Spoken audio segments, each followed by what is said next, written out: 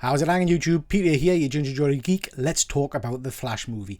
In this review, we're going to give some spoilers. We're going to start off with an overview of the movie, then delve into some of those cameos.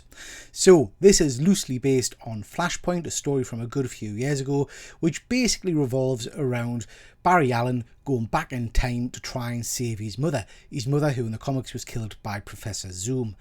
As you might expect with any time travel story, he balls it up, it fractures the timeline and causes all kinds of shenanigans.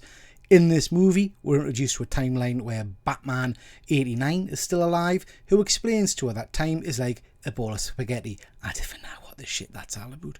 Anyway, we get a big bad in the form of General Zod. More about him later. He's crap. And then we also get introduced to this guy. Guess what? He's utter crap. But the movie itself is not bad at all, but we'll touch on that in a bit later on. What we're going to do now is look at some of the good and the bad points of this movie. Let us start by saying I'm a huge Flash fan. This guy is one of my favourite DC heroes. I absolutely love the Flash in every rendition, apart from this guy. This guy's a bell end. Really don't like him at all. He's got lots of things going on. I went into this movie not wanting to like it purely because of Ezra Miller. I think he's a wart on the backside of humanity. However, it pains us to say he does an amazing job in this movie. He plays a multiple of roles. I believed his performance. It had a lot of emotion and he was actually very, very good, which makes us a little bit sick in my mouth. But let's be honest, we all went to see this guy, didn't we? Keaton back as the Batman, and I can tell you straight off, he is phenomenal in every scene he's in. He carries this movie. His action scenes are stunning. The guy looks amazing in flight, in action. When he's not in the suit, when he's just Michael Keaton, he is amazing. The guy is a first-class actor, and it did this geek's heart proud to see him back on the big screen. I loved everything about him. He's the Batman. Well, but is he? Because bloody hell, Affleck was superb as well. Wasn't expecting to like this performance as much as I did. I want to see an Affleck Batman movie.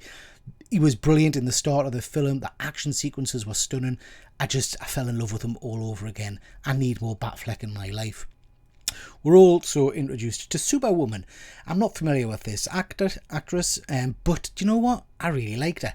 We don't get a lot of kind of screen time with her. We don't really get a lot about her personality and whatnot, but the scenes she was in were very good. She's basically there to hit Zod, is the top and bottom of it. But yeah, I liked her.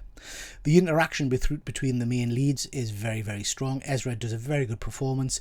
The humour in this movie is spot on. Really liked it. Let's talk negatives. I'm not going over it again. You know my views on this guy. But yeah, it does taint the movie for us. Another negative is Flashpoint. None of this has been, none of this is new. We've seen this storyline multiple times. So yeah, nothing particularly shocking in this one. The enemies in this film are non-existent. Zod is just pathetic. It's just a huge disappointment. The Black Flash, Dark Flash, I went into this movie expecting it to be a version of the Dark Flashes from the comics, so I was quite surprised and taken back that it's not that, but I hated the character they gave one instead, which is basically another version of Barry, but don't worry, he sticks around about 3.5 minutes and he's crap. We also get the special effect. Oh god, the special effects, guys. There are great action sequences in this movie, but they're let down terribly by some poor special effects at times, particularly when you're looking at alternate versions. I would say the faces on some of them are akin to Lawnmower Man, particularly when they're in the time bubbles. Just awful. I also think the movie suffers from overhype. People have gone on and said that this is the best superhero movie of all time stuff. It's not. But we'll get some superb cameos, so let's talk about them.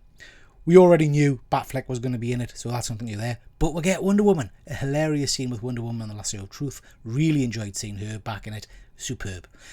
We already know we'll get Keaton. Keaton introduces us to the whole concept of the spaghetti timeline, but also the fact that there's multiple Earths. And we'll see these when Barry's in his time spheres. And this is where we'll get the majority of our crossovers. Lovely seeing these guys back on screen again. Really enjoyed seeing them for a brief moment of flitting view, but again, CGI was awful, absolutely awful. We also get to see good old Bats. I loved this. This was a real nice kind of callback to my youth. And then we get this. Oh, this was superb, guys. So we get Cage playing Superman as he was always destined to be in those old movies. Unfortunately, never got made. Fighting the giant spider. What more could you want? It was superb.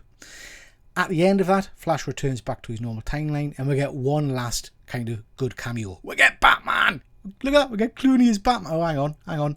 No, we bloody don't. We don't get Bat Clooney. We get George Clooney in a suit. If you're going to give us Bat Clooney, give us Black Clooney. Didn't give us bloody George. And we get Aquaman showing up to say, look guys, my movie's still relevant. Please go and see it. It's not. Okay. Overall, what do I think of this movie?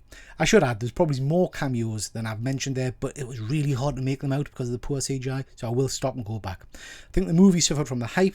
I didn't buy into the hype. It wasn't as good as all that for me. I am worried with these superhero movies, guys. I'm just becoming a bit of an old fart, and they're not really floating my boat anymore. That said, overall, did I enjoy it? Yes, I did. Was it the be-all and end-all? No, it wasn't. It's a 3 out of 5 from me.